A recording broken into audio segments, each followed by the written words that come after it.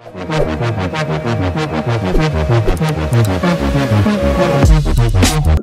concentration, pollutant concentration, comparing with the standard, and finally we are going to decide whether there is a impact or not. Okay, but this we will be doing using software in the field. This part we will be doing using softwares by the environmental consultants. They are having good softwares, but for ours, for the faculty members, in order to teach the student, I'm taking one manual problem. So this is the basic. Okay. So the basic for the source dispersion models is Gaussian dispersion model. Okay. So here is you are proposing a project. Now let us assume we are the project proponent. Uh, so thermal power plant, coal-based thermal power plant is proposed. Okay. The capacity of the coal-based thermal power plant is 915 megawatt, and the efficiency of the boiler is 40%. Okay. And the characterization of coal has revealed that it is containing 1% of sulfur, and its calorific value is 30 megajoules per 1 kg of coal. 1 kg of coal will produce 30 megajoules. So these are the basic things we do. Okay. So next part I'll come. The stack tip is 275 meter. So here again, please remember our emission standards. I have shown one example emission standard for thermal power plant. If the capacity of the power plant is more than 500 megawatt, then the height should be 275 meter, because the minimum height has to be 275 meter. Okay, so the stack tip is 275 meter, and its design will give the diameter of the stack as 7 meter. Okay, so this is what the emission condition. And I have taken the condition as neutral. Those who are teaching air pollution control will be aware of the stability conditions. There are 6 stability conditions. Okay, highly unstable, moderately unstable, unstable, neutral, slightly stable, stable. These are all atmospheric stability conditions, which defines how stable the atmosphere is in order to disperse a pollutant. Okay, and this atmospheric stability condition is defined based on the lapse rates. There are 2 lapse rates we consider. Most of you may know, environmental faculty, environmental PG, if you have completed, you will be aware. There will be 2 lapse rate. One is environmental lapse rate, that is ambient lapse rate. The second one is the pollutants are the air parcels lapse rate. That is what adiabatic lapse rate. Okay, so based on the difference between the adiabatic and the environmental lapse rate, we define the atmospheric stability conditions as 6. Either highly unstable or moderately unstable or unstable, neutral, slightly stable, and stable.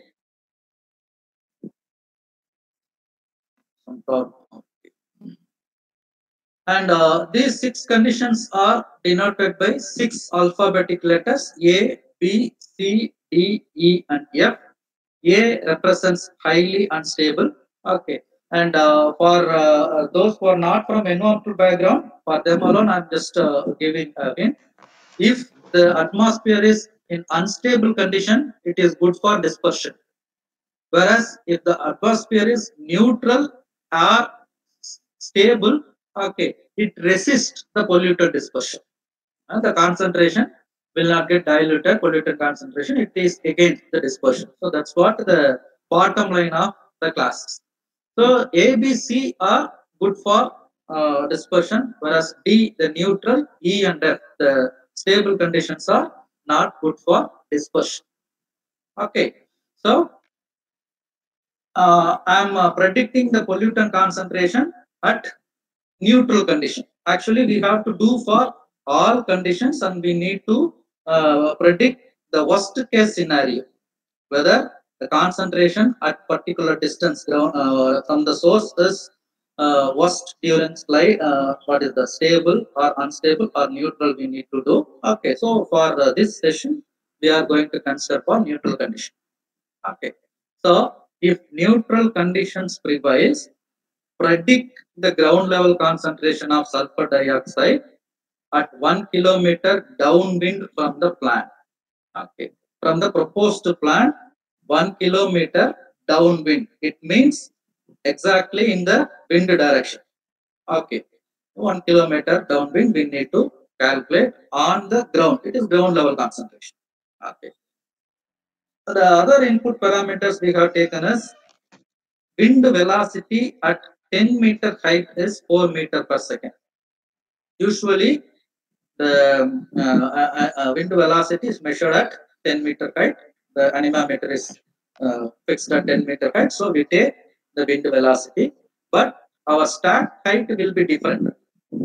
Okay, it may be even 200 meter. In this case, it is 275 meter. We need to determine the wind velocity at the stack tip. For this, we are going to use one formula. I will show you. Okay, so the input parameters are the ground level wind velocity, that is a 10-meter height, and stack temperature, emission temperature 150 degrees Celsius, ambient temperature during the neutral condition 20 degrees Celsius, and stack exit velocity. Stack exit velocity is 15 meter per second. So once we know the Q and the cross sectional area, we can get the velocity. Okay. Suppose during stack monitoring, we will be identifying the V, that is different during stack physical monitoring. But here we are going to do only for future. Okay. Then the pressure is 100 kilopascal, and the conversion factor for this megawatt to megajoules per hour I have given 1000 megawatt is equal to 3600 into 10 power 3, and the background concentration of sulfur dioxide is 30 microgram per meter. It means already at the 1 kilometer distance from the plant, sulfur dioxide concentration is 30 microgram per meter cube before the project comes up. Okay. Due to this project, what will be the SO2? That is what we are going to do. Now we are taking up the 6 steps. First step is identifying the pollutant. We have identified the pollutant as sulfur dioxide. Second is baseline data. The baseline data we have obtained that 30 microgram per meter cube. And ambient temperature, pressure, and all are outcome of baseline data collection. Third is collect the relevant standards. That also we have done here. Being sulfur dioxide, the standard is 80 microgram per meter cube. The stack what we have to give is 275 meter when the capacity exceeds 500 mega. So one way or other way we have considered the standard also. Fourth is impact prediction. Okay. Now for this impact prediction, I am going to use the Gaussian model. The model assumption and all, let us not discuss now. It's already P20. Okay. Model assumptions and its characteristics, advantages, disadvantages, all we are not going to talk about. Okay. So this is a general equation of Gaussian dispersion model for point sources. Okay. And this equation gives concentration of the pollutant at some x distance. Okay. The point is defined by x, y, z coordinates from the source. You can see the stack is the point source of emission. Okay, and the plume is moving one side. That is what we are taking as downwind side. The other is upwind side.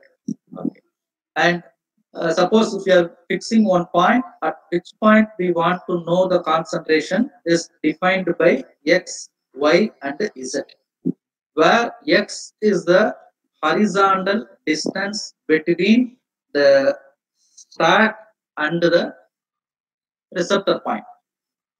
Yeah, downwind it is straight. Okay, x is the distance downwind between the source and the receptor point.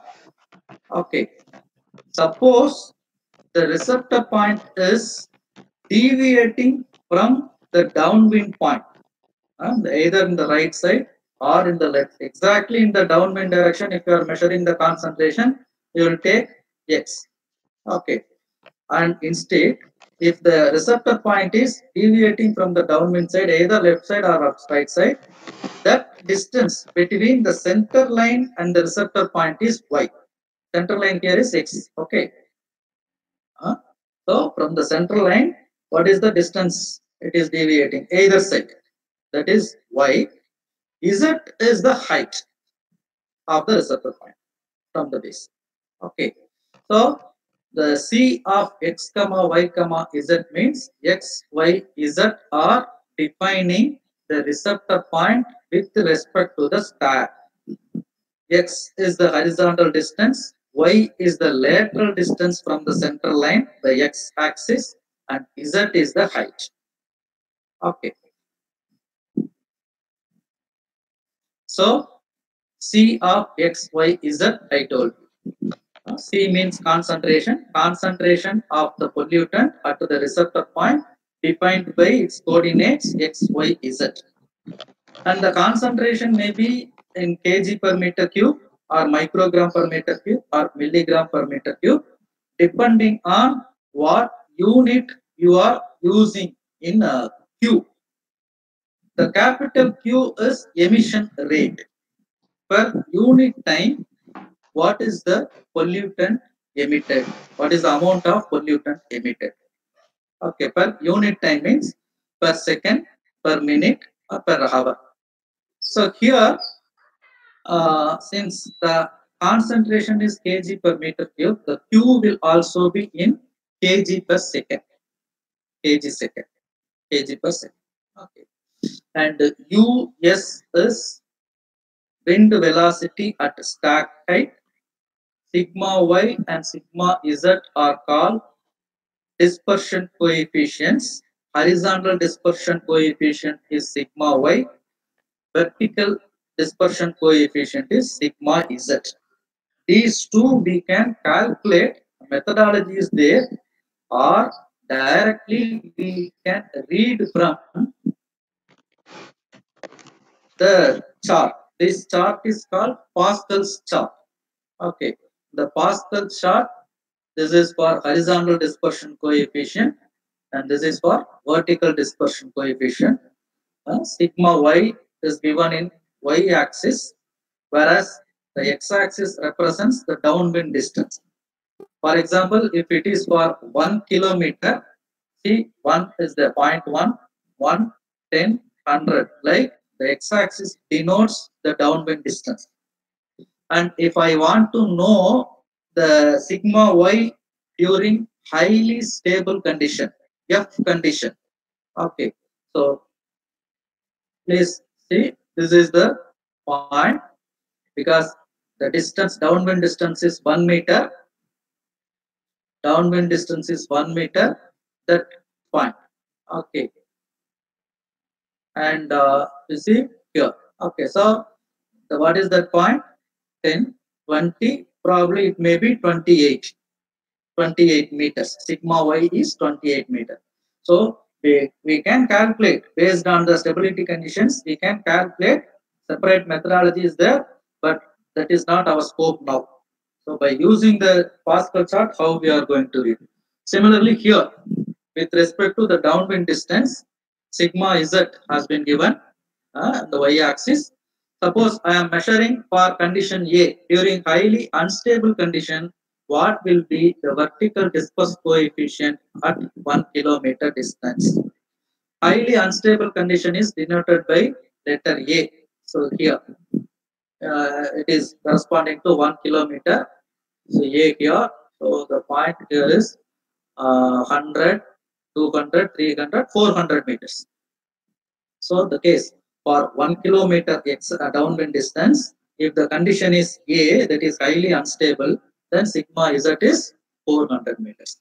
So like that, we have to take the sigma y, sigma z values from this Pascal chart. Pi, then the equation has pi. Okay. So already I told you what is y and sigma y. So y is the lateral distance between the x-axis and the receptor point from the center line. Similarly, z is the height. H we have another new component is h. The equation it has been put as small h, whereas the description I have written as capital H. It is the wrong one. Both are small. The small h is has to be here, but I have wrongly written. So the h is called as effective stack height. Effective stack height is physical stack height plus plume rise. So in the left side figure, if you see, they have given two components from the stack. Okay. The small h they have taken as physical stack height, small h, and above that the del h is there. That is what plume rise. Plume rise is nothing but the vertical distance between the stack tip and if you draw an arbitrary imaginary line in the center of the plume, okay, so with the distance and vertical distance between that imaginary line, central line in the plume and the stack tip is del h. So that is what plume is. Okay. So this difference between plume central line and stack tip is del h. The effective stack height is the physical stack height small h plus del h. So that's what effective stack height. That effective stack height need to be substituted in the Gaussian model. Here z minus h by sigma z to the power of 2 whole square plus again e power minus 1 by 2 z plus h. In both the places, in place of h, we need to substitute the effective stack height. Effective stack height is nothing but physical stack height and plume rise. Now I will come one by one. Okay. So we have the problem. We have the problem 915 megawatt, 40% efficiency, 1% sulfur coal, and the calorific value of coal is 30 megajoules per kg. Now what we have to do is first we come out with the Q, the equation. First we have to know the emission rate. How we can calculate the emission rate is first this 915 megawatt has to be converted into megajoules per hour. So that if 1 kg of coal can produce, if 1 kg of coal can produce 30 megajoules, then what is the quantity of coal required to produce 915 megawatt power? Okay, so using the conversion factor, you can try later, or if you have the calculator now itself, you can try. Okay, if 1000 megawatt is equal to 3600 into 10 power 3 megajoules per hour. Okay, 915 megawatt is equal to 3294 into 10 power 3 megajoules per hour. 915 megawatt is equal to 3294 into 10 power 3 megajoules per hour. Okay. Say the efficiency is 40%. That is, if you give 100% input, you will be getting only 40% output. So the efficiency is only 40%. So in order to get this 3294 into 10 power 3 megajoules of power in 1 hour, what is the amount of coal required if the efficiency is 40%? Okay, so by doing the calculation, I get the total amount of coal required is 199 tons per hour. 30 megajoules per kg is the calorific value, and 40% is the efficiency. Using that, if I proceed, I get the amount of coal required is 199 tons per hour. So this is coal required. Now the coal is containing 1% sulfur. Okay, so 199 tons of coal with 1% sulfur is 1.99 tons per hour. Total amount of sulfur, the coal is 1.99 tons per hour. But our concern pollutant is sulfur dioxide. Our concern pollutant is sulfur dioxide. Okay. If you see sulfur dioxide formation, S plus O2 gives SO2. One sulfur mole plus O2 gives a mole of sulfur dioxide. That is, the molecular weight of sulfur is 32. The molecular weight of O2 is again 32. Molecular weight of sulfur dioxide is 64. For every 32 units or 1 unit of sulfur, 2 times of sulfur dioxide is formed. Okay. Sulfur with a molecular weight of 32 produces sulfur dioxide with a molecular weight of 64. Okay, that's what I say. For every 1 unit of sulfur, 2 times of sulfur dioxide forms. Okay, so SO2 released is 3.98 tons per hour. And another practical thing is when the sulfur containing coal is or sulfur containing fuel is burned, more than 90% of the sulfur will be converted only as sulfur dioxide. Only few percentage will be converted into sulfur trioxide, SO3. So mostly we focus on only SO2, not on SO3. Okay. So in this case, of course, I have taken 100% of the sulfur is converted into sulfur dioxide. That is 3.98 tons per hour. Okay. And in the Gaussian model, we need to substitute in the form of kg per second, mass per unit time.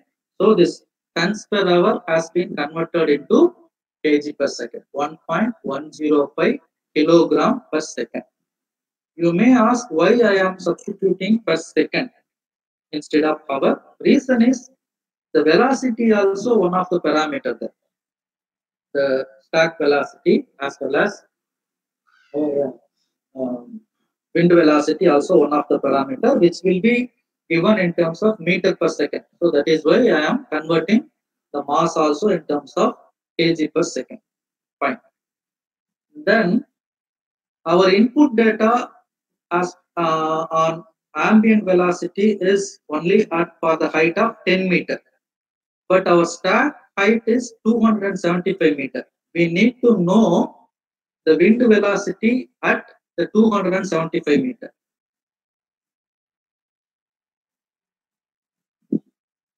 For that, we can use the Parse law. Parse law gives an equation U1 by U2 is equal to Z1 by Z2, where U1 is wind velocity at the higher altitude, in case of 275 at 275 meter. U2 is the wind velocity at the known lower altitude.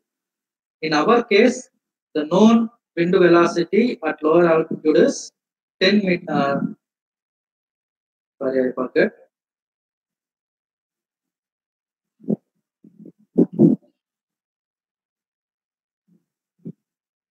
4 meter per second at a 10 meter height. At a 10 meter height, 4 meter per second is the known velocity.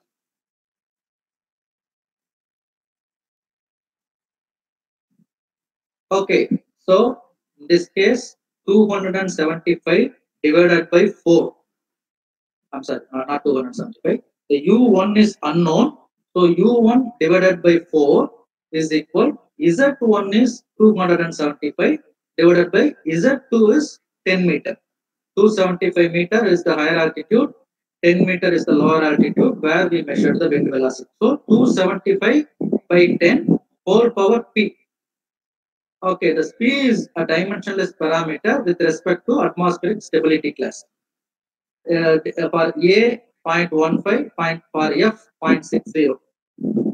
In our example, we have taken neutral condition, condition D.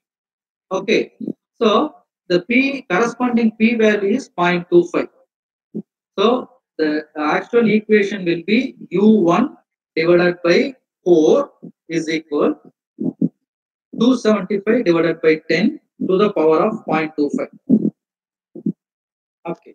So the wind velocity at 275 meter height is 9.15 meter per minute. You can check later.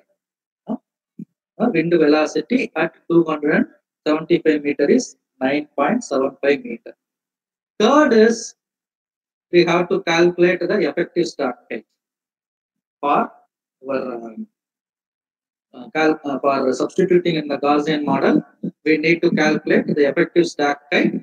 The effective stack height is nothing but physical stack height plus Bloom rise. Physical stack height we know 275 meter, but we have to calculate the Bloom rise. The spelling is wrong. PLL no, it should be PPL. Bloom rise. Okay. For calculating the Bloom rise, we have several equations like Holland equation, Briggs equations. Okay. For this class purpose, we can use Holland equation. This is what Holland equation. Okay. Suppose if you go for a Briggs equation, even for different stability classes, we can calculate the Bloom rise.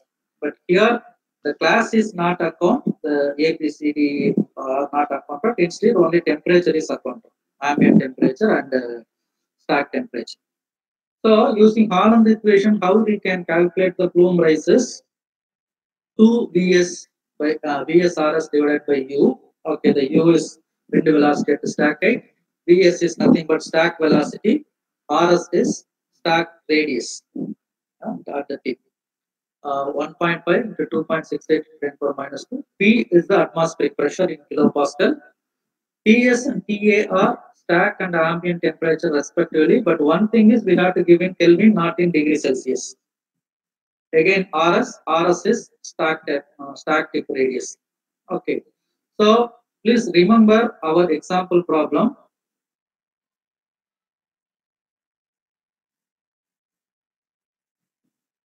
The last 3 lines I have given the input parameters. Okay. The stack temperature is 150 degrees Celsius, but we need to give Kelvin. So 150 plus 273. Ambient temperature is 20 degrees Celsius. We need to put in Kelvin 20 plus 273, 293. Stack velocity is 15 meter per second. That we take as it. Okay, as it is. Then atmospheric pressure is 100 kilopascal. Okay, that also we are taking as such. Okay. So now, in the place of V is 15, Rs, because the diameter was 7 meter. The diameter of the stack was 7 meter.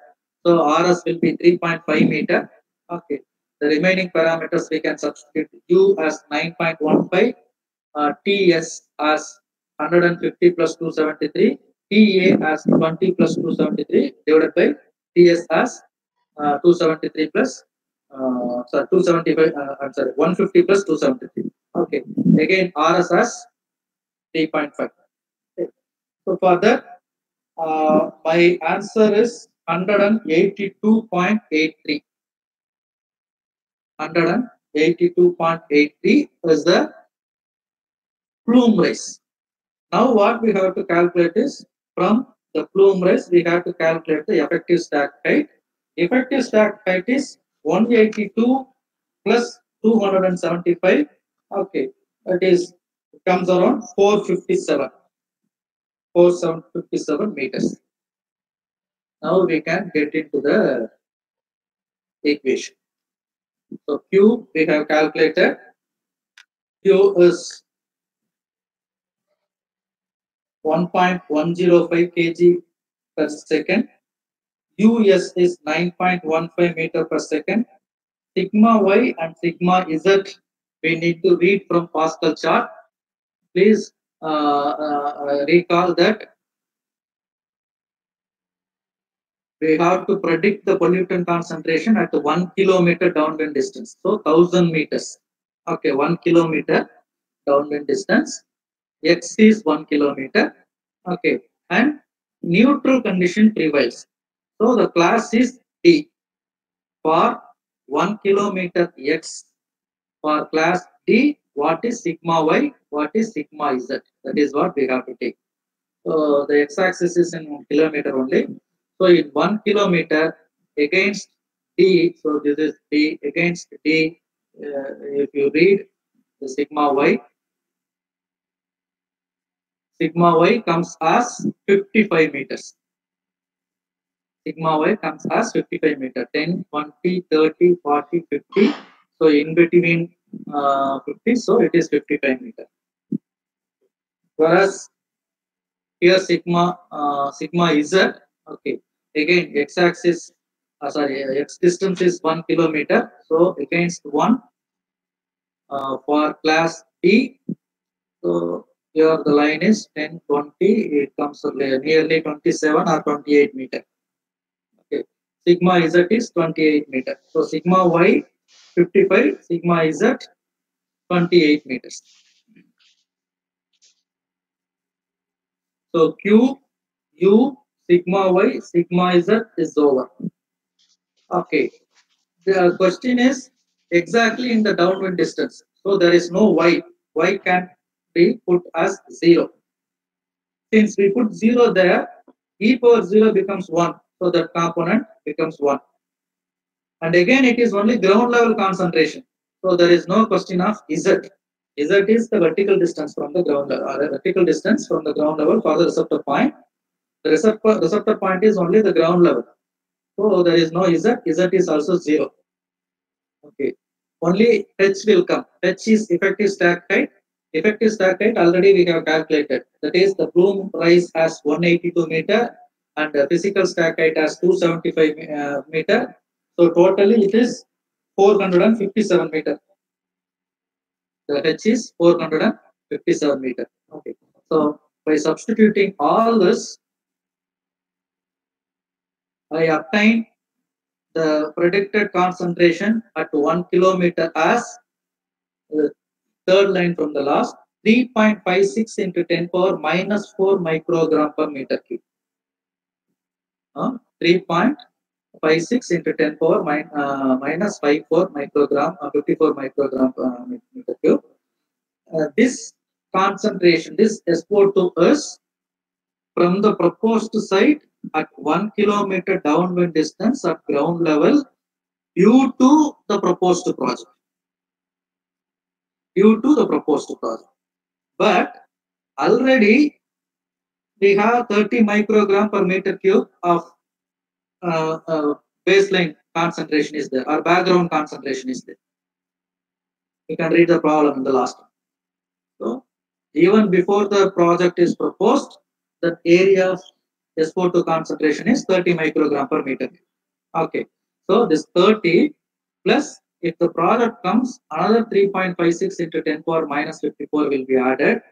So the total will be more or less equal to 30 only. It's not going to make very big change.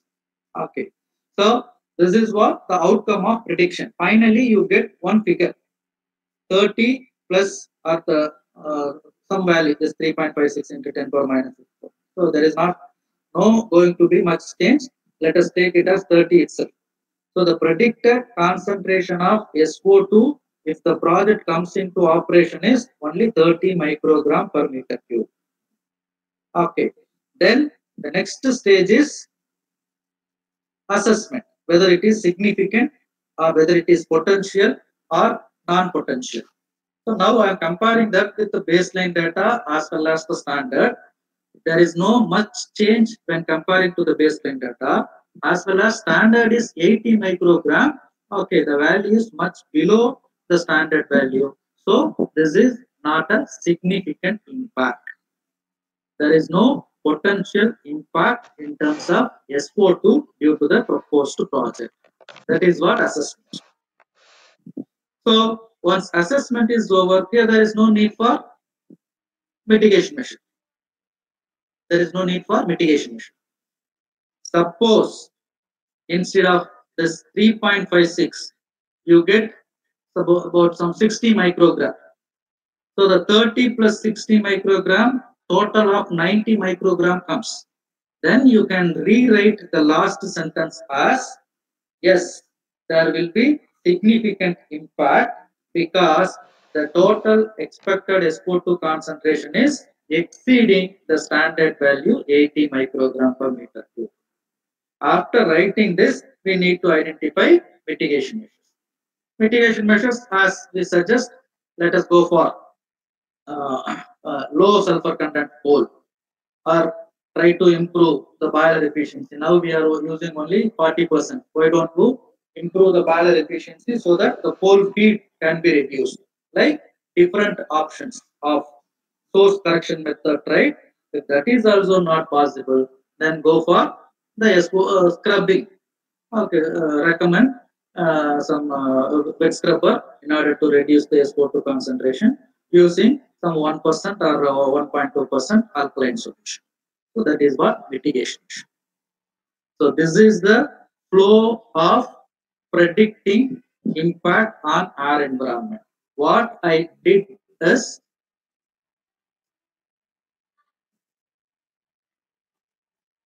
actually in this case, since we have the standard for the thermal power plant capacity under the stack, directly we have taken 275 meter as the stack height.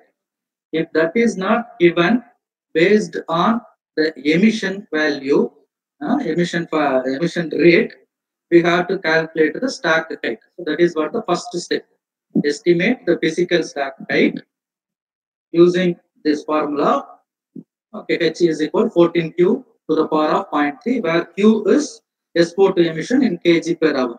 We have calculated how we know how to arrive at the SO2 emission kg per hour. In the last example problem also we have seen.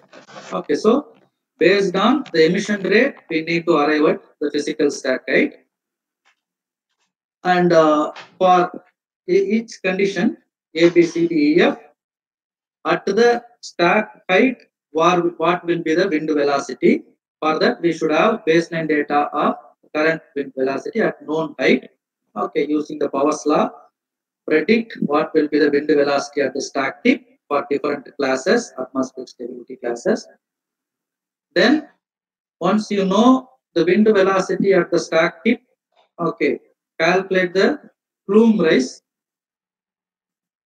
Okay, then once you know the plume rise, calculate the effective stack height.